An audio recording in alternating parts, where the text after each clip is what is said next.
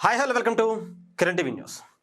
రీసెంట్గా మనందరికీ తెలుసు, జాతీయ అవార్డులు ప్రకటించిన తర్వాత ఉత్తమ తెలుగు చిత్రంగా జాతీయ స్థాయిలో అవార్డు అందుకున్నటువంటి సినిమా కమిటీ కుర్రోళ్ళు. ఈ సినిమా చాలా సెన్సిటివ్ స్టోరీ అని చెప్పాలి. కులాల మధ్య, ఒక కుటుంబాల మధ్య, స్నేహితుల మధ్య వచ్చేటువంటి ఆ సిచ్యువేషన్స్, ఒక విలేజ్లో జరిగేటువంటి ఒక ఫ్యామిలీ లేదంటే ఒక విలేజ్ డ్రామా అని చెప్పచ్చు. కానీ చాలా సెన్సిటివ్ మ్యాటర్, చాలా అంటే చాలా సెన్సిటివ్ మ్యాటర్, బట్ చాలా అద్భుతంగా తీశాడు. తను నిజంగా ఏమనుకున్నాడో అలా తీయటానికి కూడా చాలా గట్స్ ఉండాలి. దాన్ని నిర్మాతగా ఒప్పుకోవటానికి నిహారిక గారికి కూడా చాలా గట్స్ ఉండాలి. ఆ సినిమా నేను ఈ మధ్యకాలంలో 2-3 సార్లు చూసిందంటే ఆ ఒక్క సినిమాని, ఆ తర్వాత కూడా ఇంతవరకు మళ్ళీ చూడాల. ఇప్పుడైతే ఈ సినిమా గురించి ఇప్పుడు బయట వస్తున్నటువంటి కమెంట్స్ కావచ్చు, ముఖ్యంగా కమెంట్స్ అంటే పాజిటివ్గానే. నిహారిక కొణిదెల కంప్లీట్గా ఫోకస్ అంతా కూడా తన మీదే ఉంది. తను పుట్టడం మెగా ఫ్యామిలీ నుంచి పుట్టారు. కొణిదెల కుటుంబం నుంచి వారసురాలిగా తను వచ్చింది, నాగబాబు గారి కూతురుగా. చాలా అంటే అల్లరిగా పెరిగినటువంటి పిల్ల, కానీ చాలా మంచి అమ్మాయి అనేటువంటి పేరు అయితే సంపాదించుకుంది. ఏం చేస్తే బాగుంటుంది, కుటుంబానికి ఎక్కడా కూడా చెడ్డ పేరు తీసుకురాకుండా ఎలా ఉంటే బాగుంటుంది అనే దాంట్లో తను చాలా ప్రయోగాలు చేసుకుంటూనే వచ్చింది. అల్టిమేట్గా ఇప్పుడు ఒక నిర్మాతగా ఫస్ట్ సినిమానే సక్సెస్ఫుల్గా జాతీయ అవార్డు కొట్టే స్థాయిలో.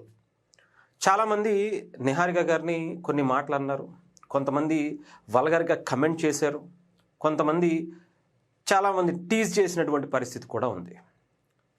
ఫ్యామిలీ గురించి కావచ్చు, వ్యక్తిగతంగా తనకు జరిగినటువంటి ఇష్యూస్ మీద కావచ్చు, ఎంతోమంది ఎన్ని రకాలుగా మానసికంగా ఆవిడని ఇబ్బంది పెట్టారో ప్రత్యేకంగా చెప్పాల్సిన అవసరం లేదు. కానీ అయినా కూడా సినిమా అంటే తనకి ఎంత ఇష్టమో, సినిమా ఇండస్ట్రీలో పుట్టి పెరిగినటువంటి ఏ ఒక్కరికైనా కూడా సాధారణంగా సినిమా మీద మక్కువ ఉంటుంది. ఆ మక్కువ ప్యాషన్గా మారి ఈరోజు తన కుటుంబానికి, తన తెలుగు సినిమా ఇండస్ట్రీకి, సినిమా ప్రేక్షకుడికి నచ్చేటువంటి సినిమాలు తీయటం, ఇలా జాతీయ అవార్డులు వచ్చేటువంటి సినిమాలు తీయటం అంటే మాటలు కాదు. అలాంటి దాంట్లో నిహారిక కొణిదెల గారు 100% సక్సెస్ అయ్యారు అని చెప్పాలి. ఈ సినిమా గురించి మొదట డైరెక్టర్ తీసినప్పుడు చాలామంది చాలా రకాలుగా మాట్లాడారట. యదువంశీ ఈ సినిమాకి సంబంధించి డైరెక్టర్, తను మాట్లాడినప్పుడు చాలా క్లియర్గా చెప్పారు, ఈ సినిమాని స్టార్ట్ చేసాం, మళ్ళీ ఏదో రకంగా ఏదో ఒక అడ్డంకులు వస్తూనే ఉన్నాయి. కానీ నిహారిక గారు ఎలా నమ్మారో, ఎందుకు నమ్మారో నాకు తెలియదు, కానీ స్టోరీని నమ్మారు, నన్ను నమ్మారు.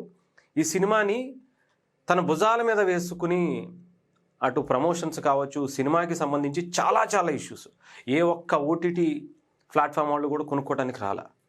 సినిమా బిజినెస్కి సంబంధించి థియేటర్లో రిలీజ్ చేయాలనుకున్నప్పుడు చాలా రకాల ఇబ్బందులు వచ్చాయి. ఎవరు కూడా ఈ సీన్ కట్ చేయండి, ఆ సీన్ కట్ చేయండి, ఇది బాగాలేదు, అది బాగాలేదు అని చెప్పి చాలామంది చాలా రకాలుగా సలహాలు ఇచ్చేవాళ్ళు. బట్ నాకన్నా, ఒక డైరెక్టర్గా నాకన్నా నిహారిక గారు ఏది కట్ చేయడానికి వీల్లేదు, ప్రేక్షకుడు అల్టిమేట్గా సినిమా చూస్తారు, వాళ్ళు హిట్ చేస్తారనేటువంటి ఒక నమ్మకంతో ఆవిడ ఉండిపోయింది.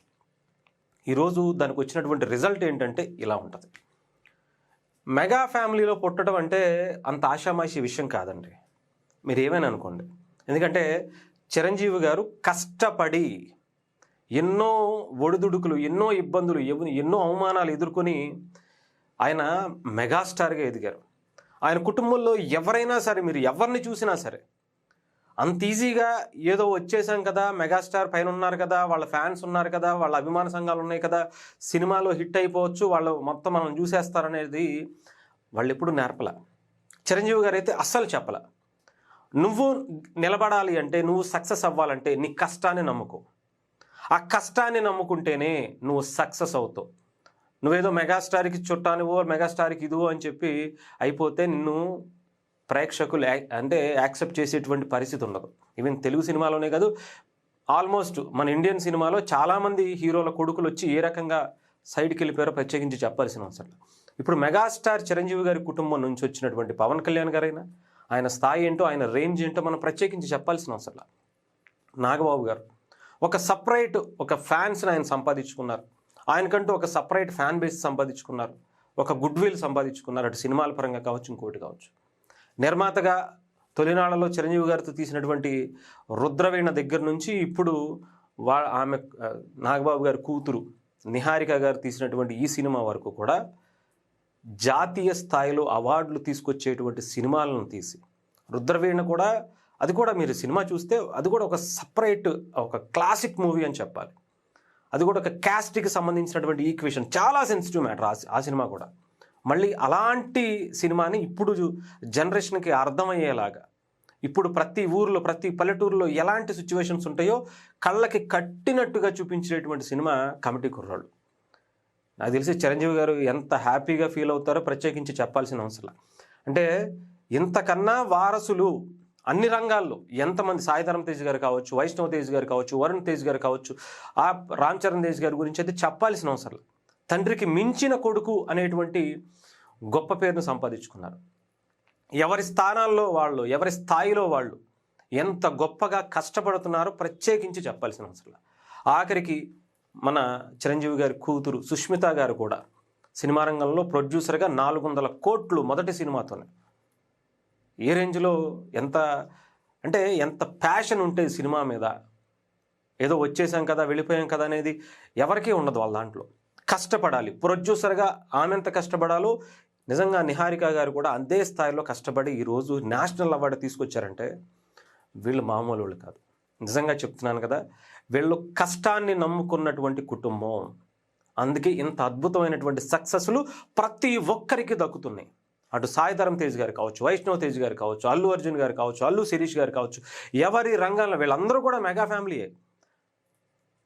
చిరంజీవి గారు అనేటువంటి ఒక వ్యక్తి కష్టాన్ని చూసి పెరిగినటువంటి వ్యక్తులు. కష్టం లేకపోతే ఏదో వచ్చేసామని చెప్పి ఏదో షో చేస్తే జనాలు యాక్సెప్ట్ చేసేటువంటి పరిస్థితి లేదండి ఇప్పుడు. వీళ్ళని ఇంకా యాక్సెప్ట్ చేస్తున్నారు, వాళ్ళు ప్రూవ్ చేసుకుంటున్నారు అంటే ఆ కష్టం తాలూకా అది తెలుసు వాళ్ళకి.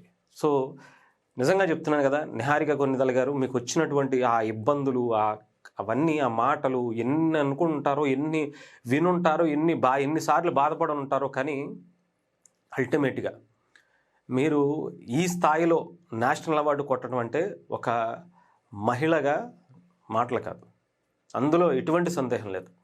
ఎంతోమందికి ఇన్స్పిరేషన్గా ఉండేటువంటి పర్సన్గా మీరు ఇలా తండ్రికి లేదంటే పెద్దనాన్నగారికి, మీ కుటుంబానికి ఎక్కడా చెడ్డ పేరు తీసుకురావకుండా ఎలా ఉండాలో మీకు మీరుగా దాన్ని నేర్చుకుంటూ మీరు చూపిస్తున్నటువంటి విధానం చూస్తుంటే హ్యాట్స్ ఆఫ్ చెప్పాలి.